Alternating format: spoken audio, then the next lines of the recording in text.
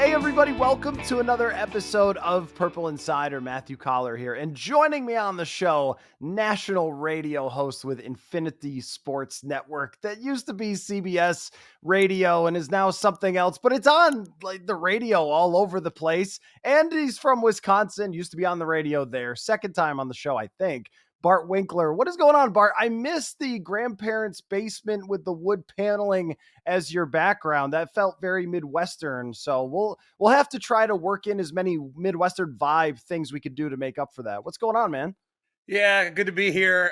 Good to talk to you again. I think I am in my basement, and we're doing we're slowly working towards the steps of finishing it. And the inspiration is like I want it to look like how my grandparents' basement looked in 1986. Wood paneling, brown shag carpet. Now my wife has not totally been on board with all of the suggestions, but I've chiseled away over the years, so we'll see what the finished product turns out like. But for now, I'm in front of a tool board. I don't even have tools. Is there like a Magic Man poster somewhere down there? I just feel like that should be Yeah, something that is happening. Don Mikowski's There, on there it this. is. There it is. I knew, every Wisconsin basement has Don Mikowski showing up somewhere. Like this acknowledgement that the Packers existed before Favre, and you have to prove to everybody else, I no, was no, there. I like the Packers before Favre. I promise I was not a bandwagoner. As if anyone would think that people in Wisconsin had anything else to cheer for aside from the Packers anyway. But that's that's fun. It's true. That's great. Isn't it great, by the way, that baseball and football cards have come back? I thought that it was a completely dead hobby, and now I see people online talking about their cards all the time. That was my favorite thing growing up. Baseball cards, and I'd collect them, and I still have boxes. Like I when you go to Walgreens or wherever, there's like those little dumb packs for $6 that I always end up buying. And I've got a bunch of cards here that and my whole idea is because recently I've been like, well, now I need like Emmett Smith. I have a bunch of, but I don't have him on the Cardinals, so I need that. And then Brett Favre, I need him on the Vikings, but then I also need him on the Jets, and I need to fill in like all these gaps so I can show my son someday. I envision him going through my cards and me teaching about all these players, and then again, what if he doesn't care? I'm cultivating this project that like, what if he doesn't care? But it was great for me, and I still think it's a big reason why you learn as much as you do about sports, like um, the stats on the back or who played where when there was the special traded editions, and that's why I contend, and then so far I've been unsuccessful, but that my employers should pay me to gamble on the daily fantasy sites because that's how I learn about players more than ever. Like I know more about the Vikings roster than I should, at least the offensive skill guys that I can plug in on DraftKings. I don't know any of their offensive line, but we could talk about who's the guy I like. Who's the fourth guy? Was a Powell? Was there a Powell there for some reason? A Oh, Brandon receiver? Powell. Yeah, Brandon Yeah, Powell. Yes, I've had Brandon him. Powell. Yeah. I've tried him on it. Yeah. Okay. Well, KJ yeah. Osborne was a big play for me. Yeah. I mean, Brandon Powell is current wide receiver 3, so that might be something for Oh you to yeah, keep an eye on. I had him in a keeper league. Oh, Mhm. well, what a find. We're going to be an underdog house here very soon Yes. on the show, which will be very cool when we have that sponsorship. But to your point about the cards, I do envision you trying to tell your son, like, this is when Favre was an Atlanta Falcon. And he's like, I just want to play the cello, Dad. I don't want to have anything to do with this. But all those old cards where you get the rookie or something. And now the guy is not only had this great NFL career, he's like in the Hall of Fame or something. And you've got the rookie card, which you thought was cool at the time, or you have ones that you thought the guy was going to be amazing. And then he turned out not to be amazing. Like I've got a Browning Nagel somewhere. He's like, what did I have that for? Like is Dan I had a whole McGuire page of rookie? Jim Drunkenmiller. A whole page. But you talk about cards coming back. So some of that was pandemic influence, some of it wasn't. But I did sell a bunch of old cards that I had from my father-in-law and from me. And I took him to a hobby shop, and the guy was great, and it was just really nice. And then I slowly would watch and like the boom kind of started happening. And I called the guy back. I go, I came in at the wrong time, right? He goes, oh yeah, I could have got triple for your stuff now. Just like that's like the bad timing of my life is I remember I quit a job in 2008 and I was driving home. Like I quit a job to drive back to it was in La Crosse. And I drove back to my hometown. And on the radio, I hear a report. Well, it's official. We are in a recession. And I'm like, what? I'm driving home. I don't have a job. So just bad timing in my life.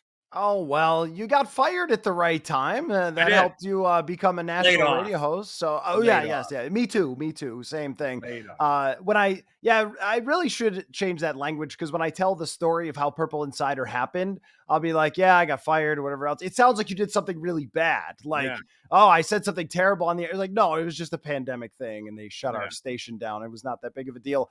But anyway, so I wanted to talk about I'm trying to think of some sort of tie-in. Like if you bought a Jordan Love baseball card now, how much is that going to be worth by the end of next season? Maybe that's the Hmm. right framing. But I don't want to just ask you for like the next 20 minutes if you think Jordan Love's going to be good next year or not. I want to find sillier ways to ask you that question.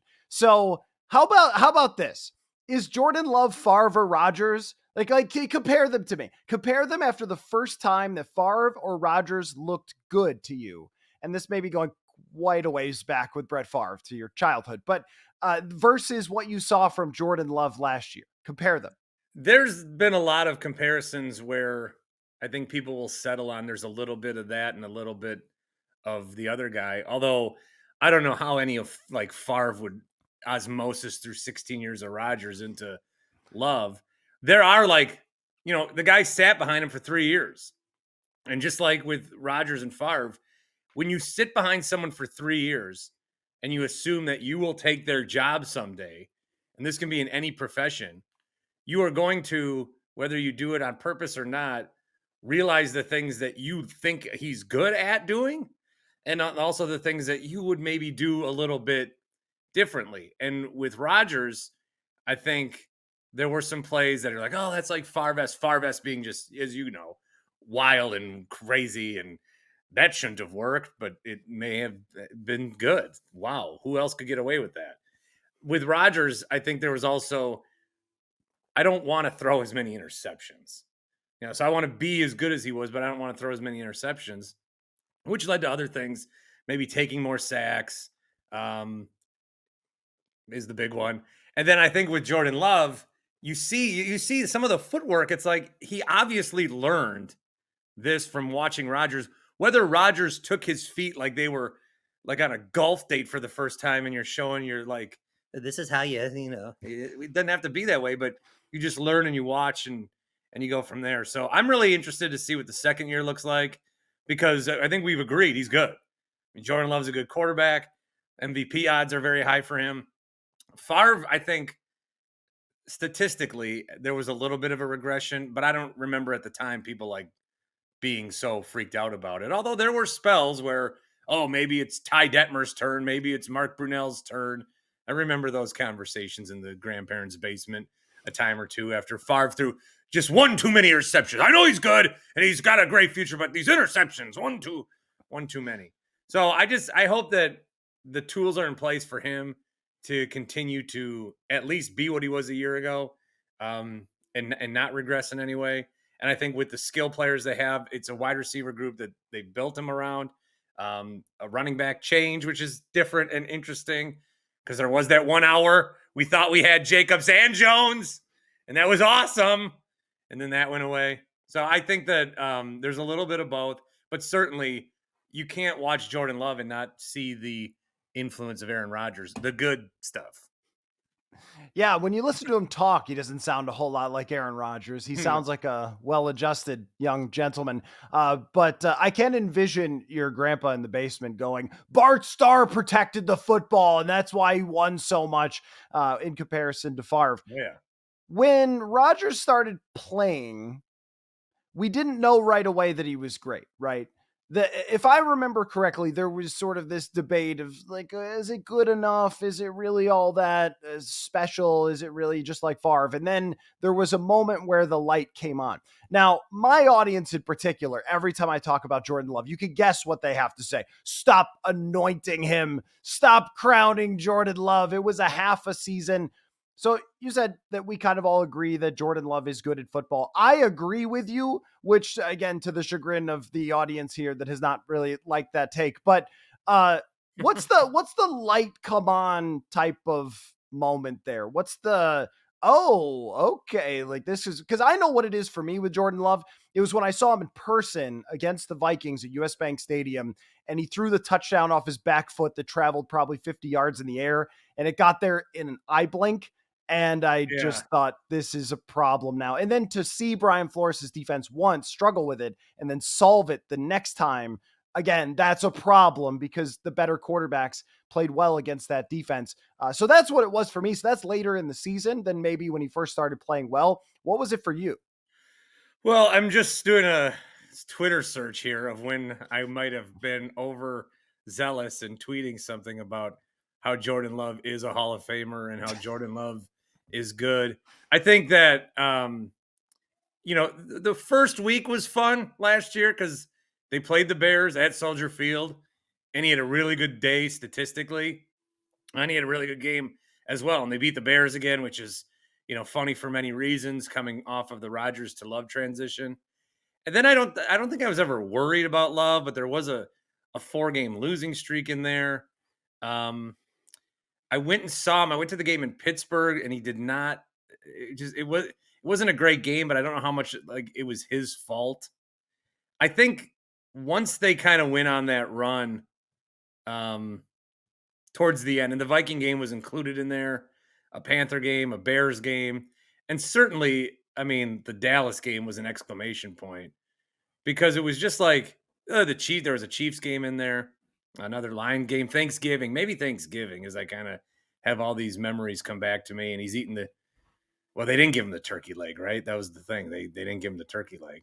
But I think along that stretch, because one of the things that I was the most upset about at the time, which I was wrong, but I thought you can't have a young quarterback with just all these young receivers.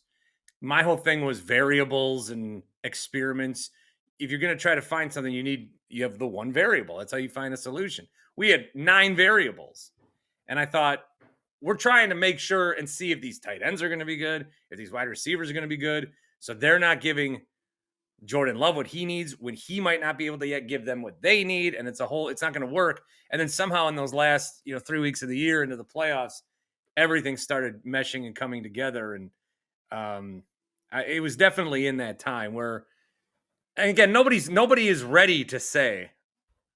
I don't even think the most crazed of Packer fans are ready to like map out 15 years from now the one Super Bowl that we'll get out of this, the 1 year with the Vikings, and then the time that he kind of goes crazy as a public persona, and then the Hall of Fame. We're not mapping all that out yet. We're just like, all right, he's got good odds. It's him and CJ Stroud. I think you can kind of put in the same, like, yeah, these guys had a really good year. Now, what are they going to look like in year 2? So I'm there in terms of this was the right play and a good decision, and he's the right guy for an extension. And if there's like 50 million bucks, that's what it is now. If it's 55, that's what it is now. I'm okay. I think I do have some tweets where I said pay him whatever, all the zeros, because in the moment you're watching a game, you're like, well, yeah, this is awesome. So I'm certainly where I need to be, but I don't think that the Packers fans are. I don't think we're anointing as much as everyone's afraid of that it will be anointed. I think. The anointing is quite an interesting thing here because we do this every year. Whatever we just saw then becomes the truth with football in general, whether that's a preseason game, an OTA practice, as I discovered, can also become the truth after we saw That was one when last week. Yeah, that was good. Yeah, he hit a ball. He threw a ball last year down the sideline, and I said he's the next guy. there you go. That's what I That mean. tweet is still coming at me, but I, now in a good way. I didn't know that it was possible for the OTA thing to become like the truth about a player. But JJ McCarthy, his truth was last week when we witnessed exactly 1 hour and a half of OTA performance. But I want here's how another way I want to look at this is like a confidence meter that he's going to be able to recreate it, because there have been small sample sizes of quarterbacks where everything fit together. Now, the reason I would think that it will carry over is that he has the young receivers that are all the same. He has the coach that's the same, and it's the system that it's the same. And there's not a ton that's going to change around him, at least immediately. A couple years into the extension, it probably will. But as of right now, this is the same football team he's going to have. What's the most confident thing you've ever felt in sports? And then compare it to that. Like the thing that you absolutely knew was going to be the truth, and where does it rank versus Jordan Love and your confidence that he will be a great quarterback next year? That's a good chance for me to brag about when the Milwaukee Bucks were down 0-2 to the Phoenix Suns, and I set up parade chairs on the eventual route. Got on the local news and all that stuff, but then it worked out. But I was very confident, I went to done that. I'm confident that they're going to be good. I think the Packers are going to they'll be a playoff team. I feel like I can confidently say. I think that that's a good, and if not, they're going to win 10 games and lose in some weird, dumb way, just like the 1989 Packers did when they were 10 and, or was it the 90? Was it this team? I think I showed you before. It might have been that team. They were 10-6. Infante was coach of the year. Didn't make the playoffs. Did the Vikings that year? I mean, them and Washington might have. I don't know. I feel like 89, there's a game at the end of the season where the Vikings have to win to get in the playoffs, and maybe they did or didn't. Now I'm struggling. Yeah. Now I care so much. I was 4. So yeah, I was maybe 5 or 6. It had to be 1989, because Infante was coach of the year, and we are doing this now, and I am sorry, but the Vikings won the NFC Central at 10-6. Packers were 10-6. Did the Vikings beat Washington in the last game of the season or something like that to get in? Well, I think Washington also got in. Oh, Washington's in the mix somehow, somewhere. Okay, because I seem to remember a Monday Night Football game that they had to win in the last game of the season, and then they got in. I wasn't sure if it was that year. Anyway, it just, we got sidetracked. It doesn't matter, because clearly I've showed it does matter to me. It really does. Yeah, Washington was 10-6. They didn't get in either. So you must have won that game. Okay. But I'm confident that they're going to be like a 10-win team. I'm pretty confident they'll be in the playoffs. I don't know about winning the North. The Lions are going to be good. I think the Bears will actually be fine and okay. I don't know what the Vikings are going to look like. I don't even have an idea. But I don't know. I don't want to come out here and say the Packers are going to the Super Bowl. But the Packers very well could go to the Super Bowl. I think they very well could go to the Super Bowl. We're still in a weird, good spot where last year I enjoyed so much because there were no expectations. You just wanted to find out if Love was good. And then the team was competitive, and you were finding out that Love was good. Then they made a playoff run. Then they win a playoff game. Then they lose a playoff game they should have won. And you're like, okay, that was a fun ride, though. As opposed to what we're used to, a 10-7 season with a divisional round loss. It's amazing how a year like that can suck, like actually not be fun. Oh, I'd kill to be the Packers. They've had all this success. No, you wouldn't. Like the joy, winning a championship, and winning a championship is the greatest joy as a sports fan. But I think the best way for teams to model themselves is to win one, and then suck for like 6 years. Because then then it's like, oh, what do you want to do today? I guess I go to the Vikings game. Yeah, okay. It's more like that. Oh, that's what I'm coming. I'm coming to the Vikings game. Oh, good. I'll be here. That's gonna be our road trip. So there's a lot of different ways I could go with this, Yeah, including I don't know. I do I want was to like, I hear. was like, hey Matthew, Yeah, take one. I do want to hear more about why you set up chairs on the parade route at O2, but maybe that's a Hey, disturbing story. We're just my yeah, heart and brain were okay. lockstep. That's all you need to know. Okay. That's fine. I was my best one ever, and there are many, many failures, but we'll just forget about those. Was tweeting that Patrick Mahomes would be the best quarterback in the draft class on Yeah. the day of the draft as he was being picked. It's still out there. I keep it. I printed it out. Have it close to my heart. So I'm not as confident that Jordan Love will take them to a Super Bowl as I guess I was that Patrick Mahomes would be the best quarterback in that draft class. But I am confident that they will be a contender because of the way the team is coached, the way it's constructed, the fact that young players should make progress, and that there's enough players on that roster that showed something that even if they all don't take a step forward, you're still talking about a decent receiving core, maybe an improved offensive line, and the defense that could not be worse coached than No. it was over the last couple of seasons. But I really want to focus on what you said about the expectations, because this is a relatable place. When Kirk Cousins was here, every single season you went into, if they didn't reach the NFC Championship, it was just a massive failure. And I remember in 2019, they were a good team. They won a lot of games. And we all sort of looked around and went, yeah, I don't know. Whatever. Can they really win? I don't know. And we ignored a lot of great games or didn't make much of them and great wins for them because the expectation was you have to go deep into the playoffs or this doesn't matter.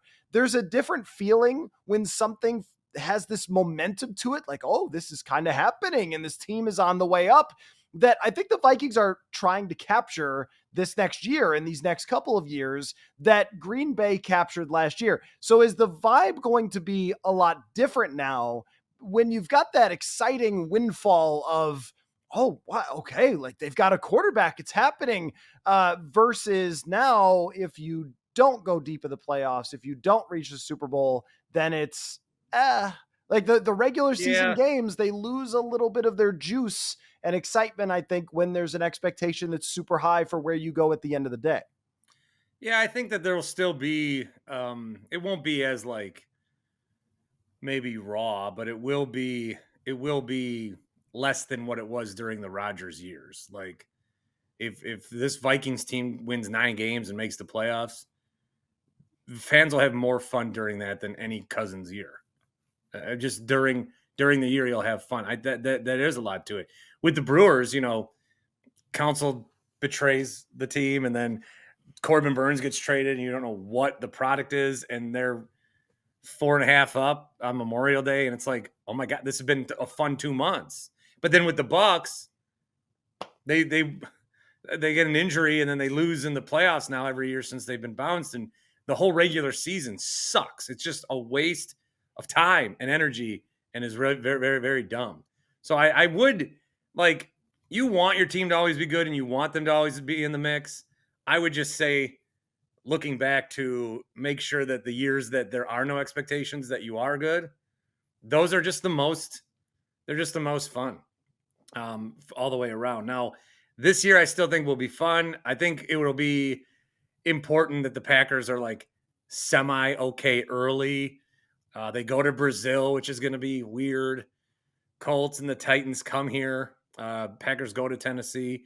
Minnesota's on there. The Rams, the Cardinals.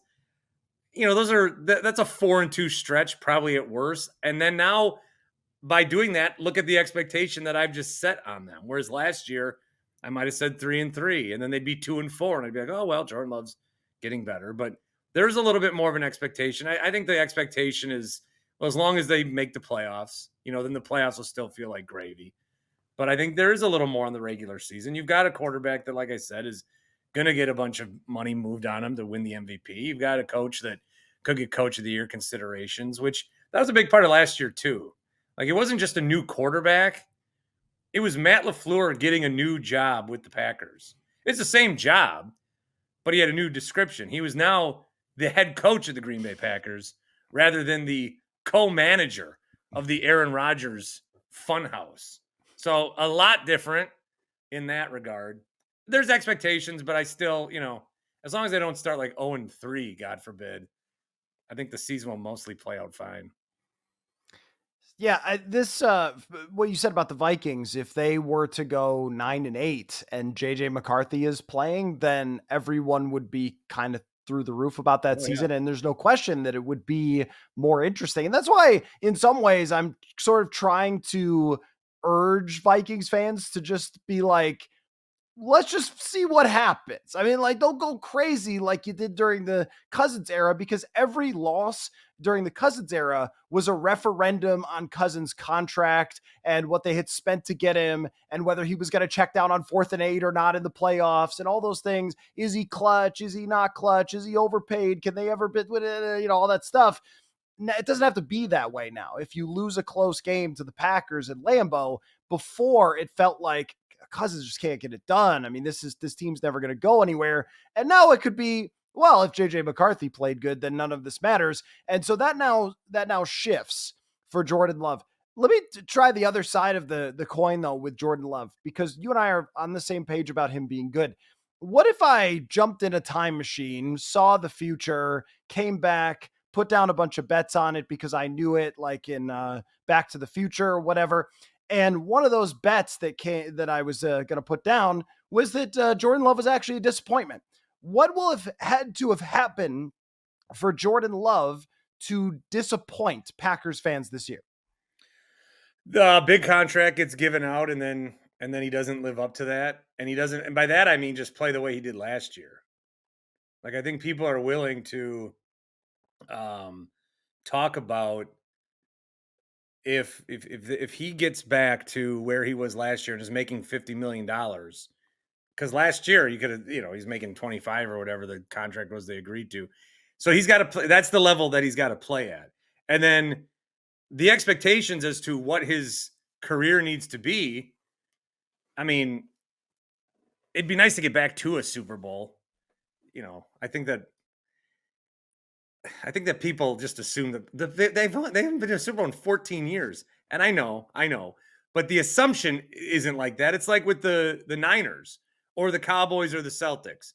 You think of the Niners one way, and then you go, they haven't won a Super Bowl since '94. And you're like, what? No, that can't be true because, the Cowboys haven't been to a championship game since what, '99? And you're like, well, that can't be true because of the years they had. Well, I guess. The Celtics haven't won a championship since 2008, but they're in the Eastern Conference Finals I guess, So, and we'll see what happens there, but that, I think, helps set that. Just get to a Super Bowl. I mean, if he gets to a Super Bowl, if you get rid of his quarterback and they get you to a Super Bowl after the other guy got you to a Super Bowl, and you want to win it, but that's what a big thing with the Kirk thing was. His whole point was to get him further than the NFC Championship, but then you couldn't get back there. So every year was bad, no matter what happened. And that sucks. I would say also for Vikings fans, like, every other team in the division feels better about their team than you do yours. Even the Bears. Every team feels good. So when you inevitably beat 1, 2, or 3 of them, it's going to suck. But it's that's that much joy you can take in it. And if all of a sudden the Vikings rip off a nice little start, people are going to be beside themselves. So I would totally embrace the unexpected, at least for a year. And then if McCarthy sucks and Darnold gets a disease again, not like mono, but enjoy what you can.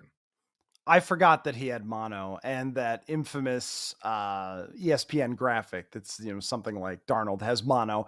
But he is, I think he's past the age where you could get mono. Is there an age where you can't get mono anymore? I don't know. I think that's true with chicken pox, that you can get chicken pox, but we all assume you can't get it past like the age of 9. If you've had mono once, can you not get mono again? Is it like that? I don't think it's like that. Has someone had mono like a bunch of times? I don't even know what mono is. I'm going to tell you the truth. I just knew it that, like, it was a thing they told junior high kids. Don't be making out with each other. You're gonna give Right. each other mono. Right. Well, you and I talked Then about someone got mono, and you'd be like, "All right, Kev, you got mono, dude. right, right, right. Nice." You and I started the show talking about our football cards. I don't think that we had a chance at getting mono in high school. So here's what I want My you to do, first though. kiss, I was 6 years old with the neighbor girl. Oh, congratulations! Yeah, Don't ask me when my second kiss was. yeah. Well, I married my only girlfriend ever. Oh, So we met in college, and that was it. But well, isn't that the dream? It it actually is. Yeah, it's worked out incredibly well. Because we watch Sex in the City sometimes, like the old reruns that are on TV, and every episode is just devastating heartbreak for Carrie Bradshaw. And I'm like, never happened to me. So I Good. don't know how to transition that into another point about football, but I had a challenge for you though, because I did want to ask you what your thoughts are about the other teams in the NFC North, but I want you to do it in a passive aggressive way. I want you to analyze each team with passive aggressiveness. So why don't we just start with the Vikings, and you can passively aggressively analyze what you think that their general outlook might be. Well, the Vikings are passive. That's a tough question. Maybe it could be something like But then I did the thing where I was like starting it while thinking in my head. That's yeah, a yeah, little yeah. tough. Okay, I'll start. I'll start with the Packers. It's like, oh, it's a nice team you got there, and I'll be interested to see how they lose in the second round of the playoffs. But that's What? because it's the easiest one to do against Right? us. Yeah. Right. Right. Right. Hard to Right. do it against the other teams. It's easy to do against them. Well, okay, so I kind of think the Lions and Bears are going to be okay. So that's a problem now for me. Obviously, the Bears. How are you going to screw up Caleb Williams? Yeah. But the thing I said about the Bears is, and this wasn't passive aggressive, I thought they should have drafted probably McCarthy or Bo Nix at 9. Oh, After two taking, quarterbacks. Okay, yeah, this is a very Packers style take yeah. for sure. That's why I love the Penix Jr. pick, obviously. But if you're the Bears, you know you're going to screw it up, right? You know you're going to screw it up. So at least take 2 guys. And then if you screw up the one, because if they would have taken 2 guys at any other time, the one they want, they screw up. And then the one that falls to them, that would actually probably be the better case for them. So if the Bears, if Caleb Williams doesn't work out, I don't think they should ever draft a quarterback again until the very end. You put your board up, you let everyone else select, and then you can take a guy in the 7th round and hope that he's Tom Brady or Brock Purdy or something. So the Bears probably should have taken 2 quarterbacks. The Lions, the only thing that makes me mad about the Lions is I was doing a radio hit the other day and I went on immediately after a Lions guy, and he goes, "All right, just remember, the North runs through Detroit." The North runs through Detroit. Wasn't this their first championship since the Tampa Bay Buccaneers won one? So, first of all, somehow they think that holding a draft that wasn't a failure counts as like a 12-win season. They're all very excited about that draft, which I will do next year, I'm sure. But let's relax on that. A lot of people came there to listen to the names be announced. Oh, I can't wait till it's in Green Bay next year. Where are people flying into there? Is that Appleton? Like everyone's just going to fly into Appleton, rent car. The car Green Bay rental has an industry is gonna be airport. crazy. Yeah, but Green nobody Bay's got an flies airport. there. Who flies there? No. People are just going to be The driving problem through the woods, hitting deer on the way there for the draft. The problem's hotels. It really Yeah. is. Like I live 2 hours away in Milwaukee. I might rent out a room. There's some town in the middle of nowhere that's a truck stop that I stay at that's like an hour away because the hotels are so expensive. So I just wake up in the next morning and then drive in from, is it Wabasha or something? What is the Wabasha's got a Wausau? hotel? No, Wausau. Wausau's a Wausau. decently sized city. Okay, Wausau. Yeah, it is not. It's Not in a the middle of truck nowhere. stop. There's like a McDonald's and an Applebee's, and that's like the only thing. Wausau's like a around. Rochester. I don't know. That's got a clinic. Rochester's got something there that people know it for. It's not just a True. truck stop town. Anyway, so that's what I Maybe do. a Mankato. Can you give me a Mankato? Yeah, okay. Mankato might be a comparable type of town, but I like you are a little more on the aggressive side than passive aggressive. I think about the Lions there, but I would You know say what with the Vikings? You know why that one was hard for me? Because they're so irrelevant there you go. There you go. that this That's little bit this is the least I've ever like been mad that they exist. and yet A lot of times, and I'll say this on the show, I'll say, look, there's a lot of teams that have a lot of like, why would you ever like that team? How could you? But I get it. You grow up, whatever. I would think at like the age of 10, you look around and you're like, I'm a fan of this team, and then bug out and go somewhere else. But I don't think about them. I'm like Don Draper to them right now. I don't I think don't about think them at about you all. at all. Yeah. Yeah, that's a great response. With this team though, what I think that they are going to be able to do is make you think about them after this year. That this year it's hard to see this team coming together and being seriously competitive in the NFC, especially with the challenge of the NFC North and how every team is good. And even Chicago, I think overall has a stronger roster at this point than the Vikings. So that could be pretty darn tough. But after this year, if JJ McCarthy clicks, and then you could spend all the money because you've gotten rid of Kirk Cousins in free agency, then, assuming they're extending Jefferson and you have Addison and you have this offensive system that's pretty good, a good defensive coordinator. Like you can see it. Like that's the thing that Yeah. this Vikings franchise has rarely had, which is a future outlook. Most of the time, it's they could mess around and win 10 games this year and get to the playoffs, but it has rarely been, oh, this team is a step away from creating something that is a complete roster with a good young quarterback.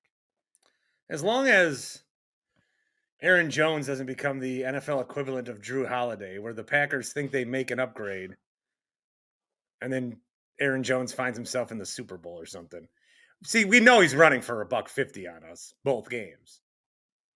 He might miss another 6 or 7, but in the games that he plays, he'll run for a buck 50 on us. Why did they let him go, by the way? He's really good. Yeah, I don't know. Anything that I would say would just be a guess.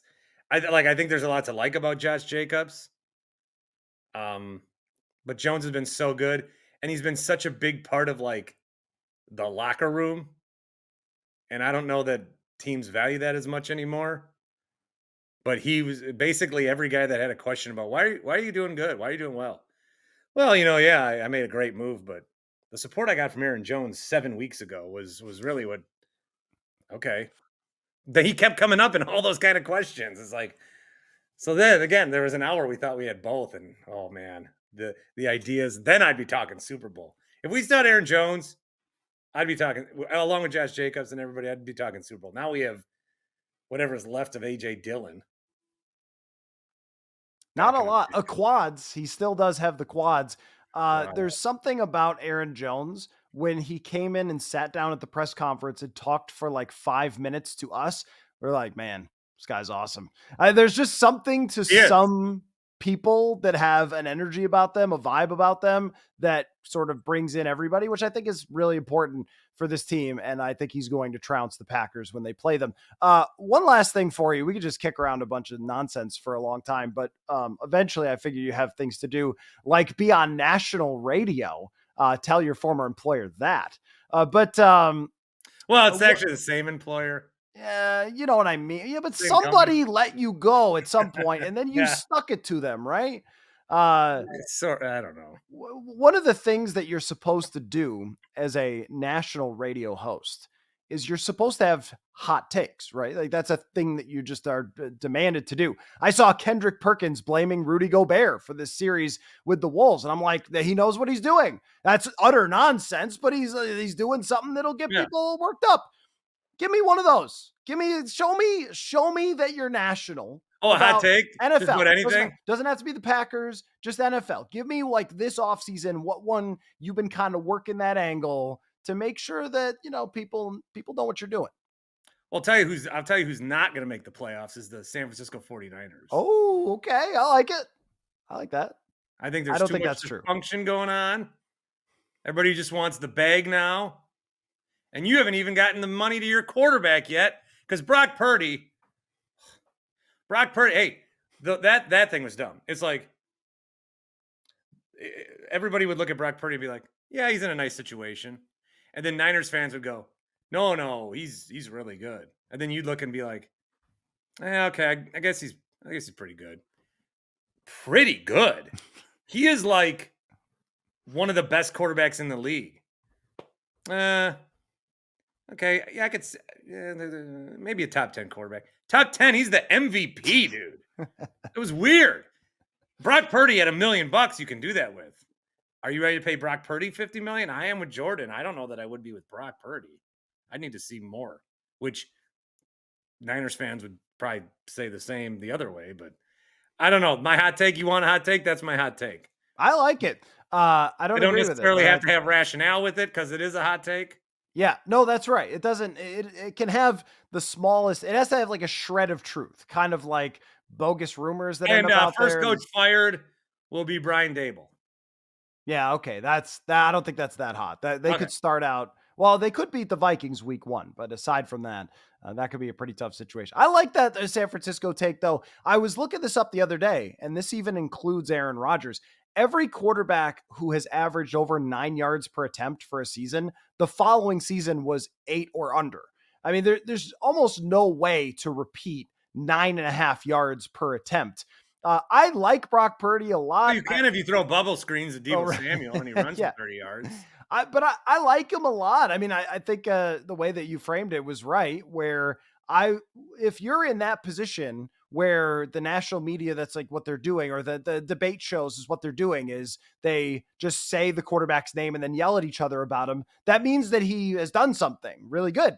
And the Vikings haven't been to a Super Bowl in a long time. So if you have a quarterback that got there, I just respect the hell out of the guy. That's not easy to do.